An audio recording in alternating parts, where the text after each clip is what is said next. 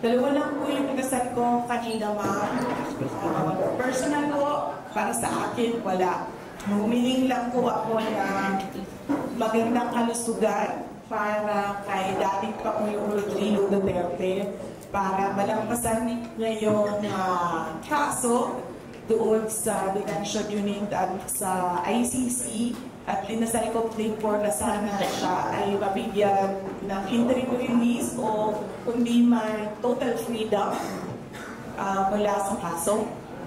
At yung dasal ko po para sa bayan is a peaceful and prosperous Philippines and peace and comfort for every Filipino. Nag-file po ng interim release yung defense team ni dating Pangulong Rodrigo Duterte. Nakahanap po sila ng isang bansa na tatanggap, third country na tatanggap kay Pangulong Duterte. Lahat po ng kinakailangan para suportahan yung kanilang petition for interim release ay sinabit na po nila at nag-deny po yung interim release. Ngayon, ang hakbang naman ng defense team ay nag-file po sila ng appeal. Tapos, nagsubmit na po sila ng bago pang mga supporting documents na nagsasabi na wala po kay dating Pangulong Rodrigo Duterte yung mga risk factors sa pagbibigay ng interim release. Ang risk factors po, unang-una, flight risk, ibig sabihin magtatago.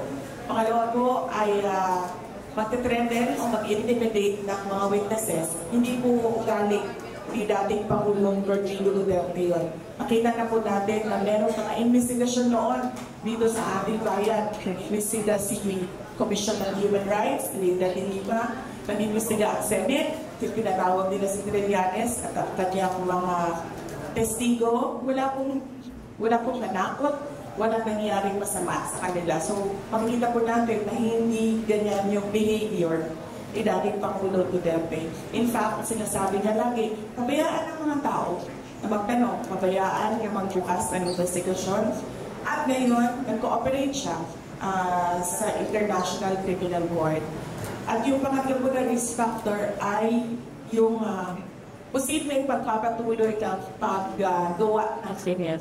So, wala po sa kanya lahat yun.